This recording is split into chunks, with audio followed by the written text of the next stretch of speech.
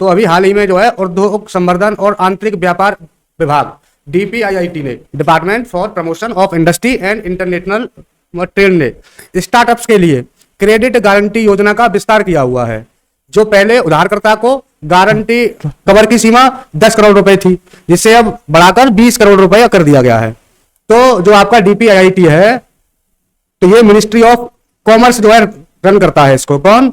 Ministry of commerce, DPIIT को। तो जो स्टार्टअप्स के लिए क्रेडिट गारंटी योजना थी, इसमें पहले जो है गारंटी कवर 10 करोड़ रुपए था, लेकिन अब इसको हाल ही में जो है बढ़ाकर 20 करोड़ रुपए कर दिया गया है। अब आपको भी जो है पता है कि कोई अगर स्टार्टअप्स है तो स्टार्टअप्स के फेल होने की संभावना तो 80-82% होती ही है, और भारत के लगभग 80% स्टार्टअप्स तो फेल ही हो जाते हैं। तो अब इन स्टार्टअप्स को लोन कौन देगा भाई? कौन इस बात की गारंटी लेगा कि हाँ भाई मैं स्टार्टअप्स को लोन दूंगा तो मेरा पैसा रिकवर हो जाएगा?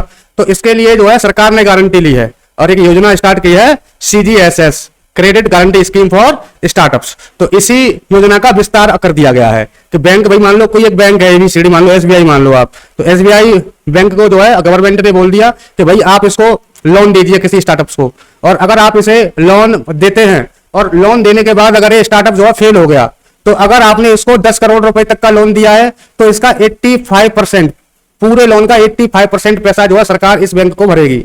अगर इस बैंक ने इसको 10 से 20 करोड़ रुपए तक का लोन दिया है तो पूरे अमाउंट का 75% पैसा जो है गवर्नमेंट इस बैंक को लौटाएगी। क्लियर? अब इस स्टार्टअप्स को इस स्कीम का फायदा लेने के लिए कुछ एक एनुअल फी जो है जमा करनी होती है, तो इसे हम लोग जो है एनुअल गारंटी फी कहते हैं। क्या? एनुअल गारंटी फी। अगर कोई भी स्टार्टअप्स जो है क्रेडिट गारंटी योजना के तहत बैंक से लोन लेता है तो उसको कुछ एक सर्टेन परसेंटेज जो है फीस जमा करनी होती थी।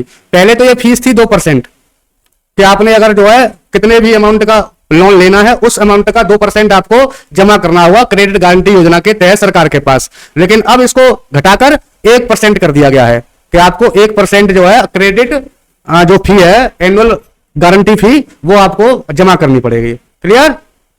और देखो अभी अभी जो है मिनिस्ट्री ऑफ कॉमर्स की एक रिपोर्ट आई हुई है जो शायद आपको पता हो कि इंडिया का सबसे ज्यादा व्यापार जो है किस किस देश के साथ होता है। तो इंडिया का सबसे ज्यादा व्यापार होता है अमेरिका के साथ। फर्स्ट नंबर पे कौन है? USA, America. सेकंड नंबर पे है चाइना, और तीसरे नंबर पे है UAE।